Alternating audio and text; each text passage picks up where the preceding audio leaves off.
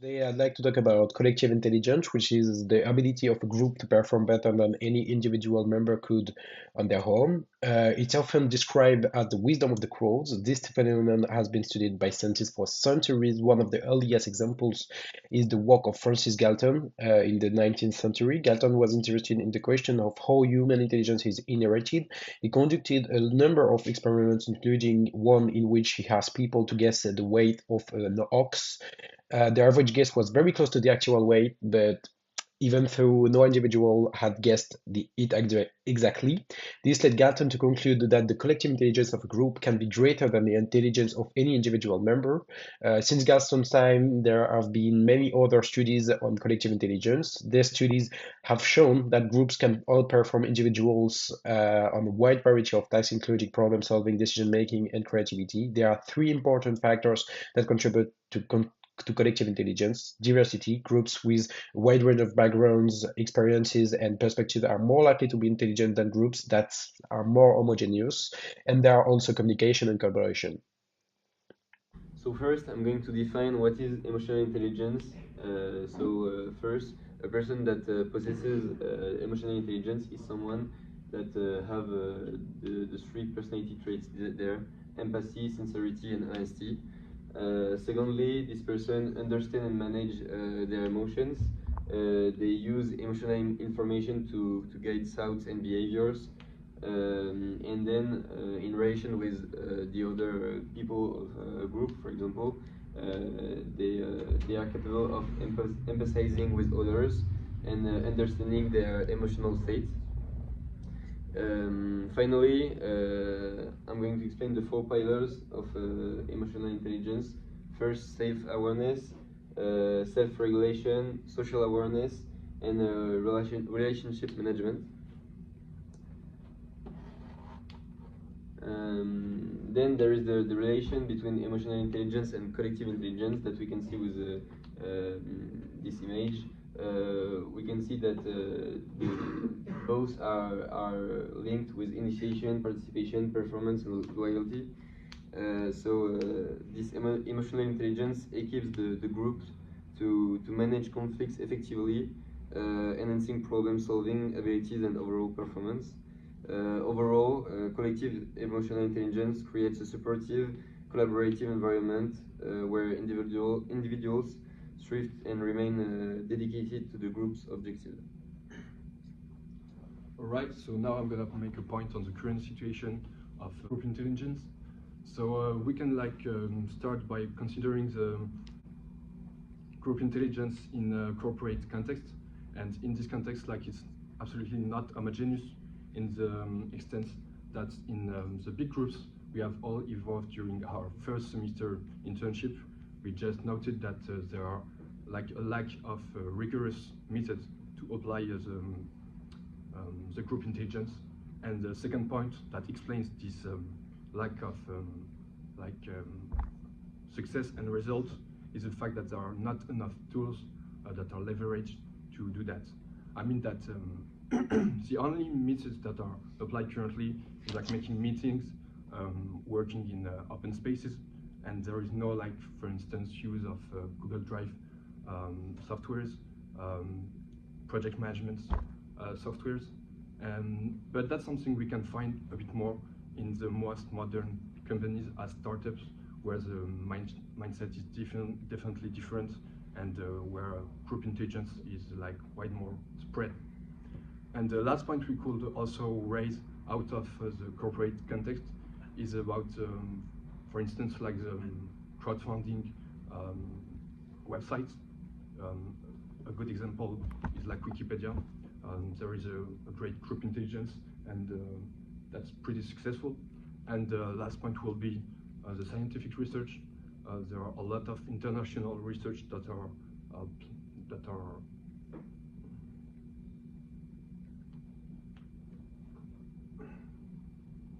there are a lot of international research that are very successful, and where group intelligence is at the core of the project. Okay, so as we understand, we have a strong theory where we can find that group intelligence and emotional intelligence are very important for a group.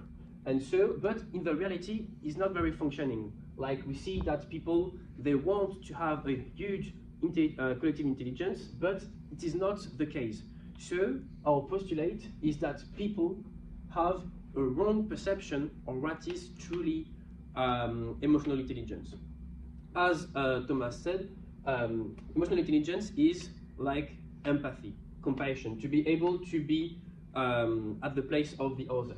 So we use a test for seeing if this postulate is right or not. It's our hypothesis. So we use the RNE, or the lectures in the eyes, which is initially a test for detecting autism. So we can see if with only the eyes the person is capable to see the feelings, the emotions behind. And so we have these studies. We see that collective intelligence, it is linked to the average RNE. So we use these tests for conducting our test for our hypothesis that people are not very able or don't have the correct perception of what is truly emotional intelligence. All right, so then we adapted the common test that Sirius presented to our field study. And the idea was to display images to the tested persons that showed the eyes of different persons, in which we can theoretically recognize the feelings and the sentiments. And then to ask these tested people to pick 4 of these eyes to just compose a team of coworkers. So we selected 10 different sentiments that we thought pertinent in the hiring process of employees. So as you can see here, there's the enjoyment, the impassibility, the confidence, determination, attention, empathy, which is kind of important in our project, assurance, enthusiasm, smugness, and thoughtfulness. And we generated 60 images which represented these sentiments. And we generated them with an AI in order to avoid any human arbitrary choices on the right physical expression of the feelings. And for the images, we included as many men as women, and most importantly, people from different age brackets, which you can see will have an impact on the results that Martin will present just after. And we organized all these images in a Google form that we shared to the maximum of people, and we aim to obtain 32 results. So to analyze the results, we can mainly see that based on the 32 people that have been answered the survey, 1/3 have been young people, but we can see on the results that half of the people want to work with younger people. Also, we can see that people want to work with good and happy feelings, enjoyment, sympathy, or enthusiasm, representing mainly 1/3 of the total groups, but also with confidence and assurance feelings that those are people that we can rely on, and we want to work with them. And finally, we can see that for the enthusiasts, for the empathic people, half of the groups detect one and want to work with 1 people that have been detected as empathic, but it's not really relevant because none of the groups detects 2, 3, or 4 people that are empathic, so we can't say that it's a big threat compared to enjoyment or enthusiasm.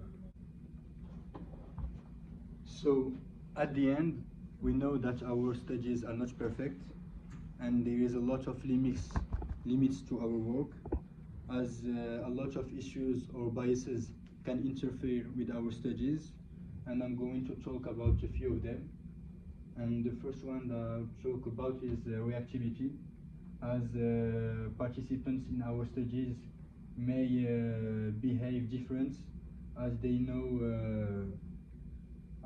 they are being observed, and this can alter their how they react.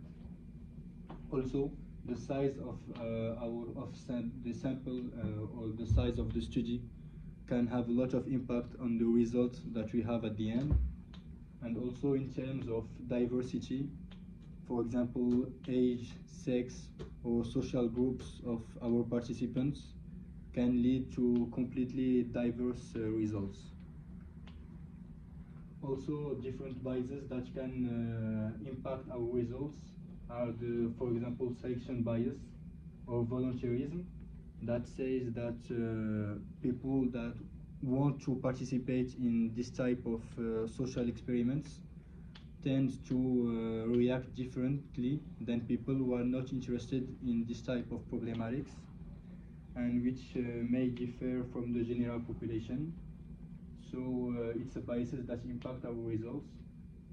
And for example, also the placebo effect, which says that participants may experience different results only because they know they are participating to a study, and if they are not knowing that this is a study, they will maybe act differently.